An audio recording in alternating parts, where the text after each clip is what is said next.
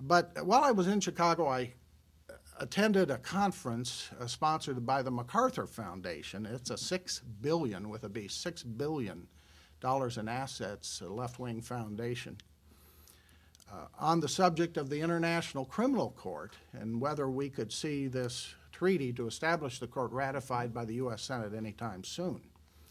And what I found interesting was that the head of the MacArthur Foundation, Jonathan Fanton, and the head of the Human Rights Institute at DePaul University in Chicago, a co-sponsor, both said they thought that of the three candidates, McCain, Hillary Clinton, and Barack Obama, the United States would be more likely to ratify the International Criminal Court Treaty under McCain.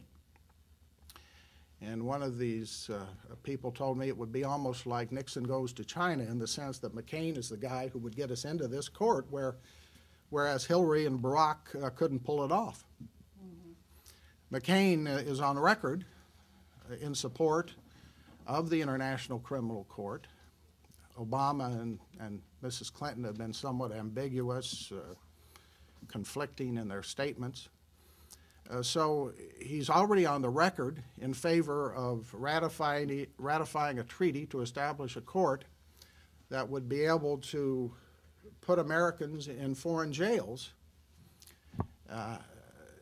in cases heard by foreign judges, stripping us of our constitutional rights.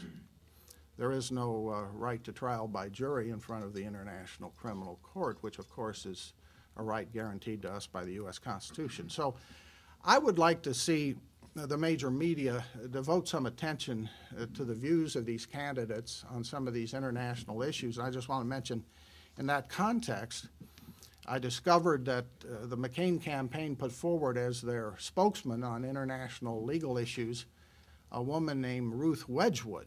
She was the McCain spokesman at a recent conference sponsored by the American Society of International Law. Ruth Wedgwood is an interesting person who has been considered to be really on the liberal side of the political spectrum, and who, in fact, has contributed financially to the Democratic Party and even Al Gore for president. And yet here she was at the American Society of International Law representing John McCain. She also at one time was on the board of a group called the World Policy Institute Journal, which actually began many years ago as the World Association for World Government. This is who's representing John McCain at an international legal group. At the same time, Robert Novak, the columnist, recently reported that John Bolton, the conservative former ambassador to the UN, whose nomination was sabotaged by liberals in the U.S. Senate, and who eventually, after getting a recess appointment, had to withdraw, had to resign, that he's been shunted aside by the McCain for President campaign. That they really don't want to have anything to do with him. Yet they have somebody like Ruth Wedgwood, who contributed to the Democratic National Committee, and Al Gore, representing them at the American Society of International Law. One last thing, and I'll quit. My group, America's Survival, was part of a coalition that was mainly operational last year, because the issue has dissipated somewhat, to defeat the international law, the Law of the Sea Treaty.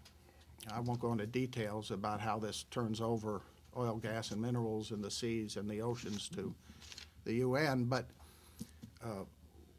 we were interested in finding out where the candidates, all the candidates, stood on this. And of course, Mrs. Clinton, Barack Obama were in favor of it. McCain had been in favor of the treaty back in 2004 and actually submitted testimony in favor of the treaty.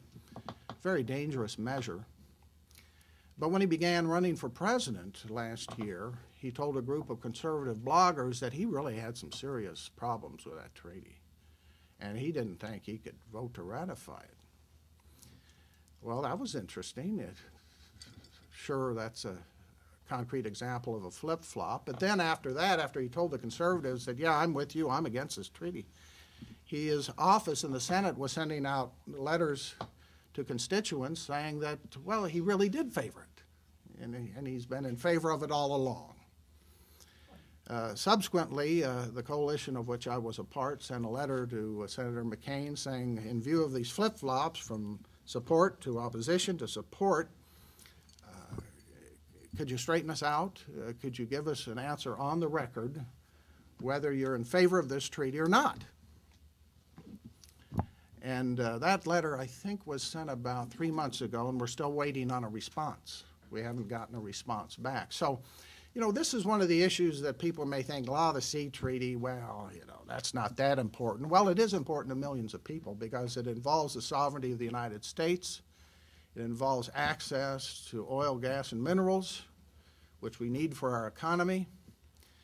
And yet the media, basically in favor of the treaty, don't treat it as an issue and let these kinds of flip-flops and evasions and deceptions on the part of McCain especially go unmentioned.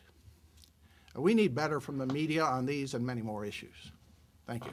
Thank you, Cliff Kincaid. Now, Mr. Bob James. Bob James. Campaign finance reform, particularly since the passage of McCain-Feingold, has had a huge effect on our elections, and I think that effect is scandalous. It's a good example of the old Washington game.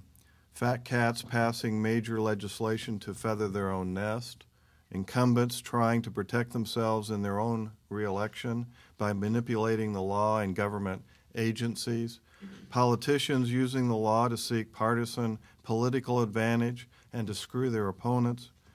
It's a good example of the law of unintended consequences that always applies. That is, government action tends to create more of the same problem that they were seeking to cure. And finally, it's a good example of the old adage, be careful what you ask for, because it could come back and bite you. That game I'm talking about today is campaign finance reform. Now, in 2004, a political operative from D.C. gave a speech in California. He thought no one was listening. He explained a secret plan hatched by a bunch of fat cats to pass significant reform legislation that would benefit them. This plan was hatched in 1996 by one of these fat cats, and over the next 8 years, this fat cat organization and their allies spent $140 million to advance the plan. In 2002, the legislation that they were advocating was passed, and in 2003, it was upheld by the United States Supreme Court. Now, the target of this plan was, quote, the target audience for all of this activity was 535 people in Congress, this political operative explained in this speech in California.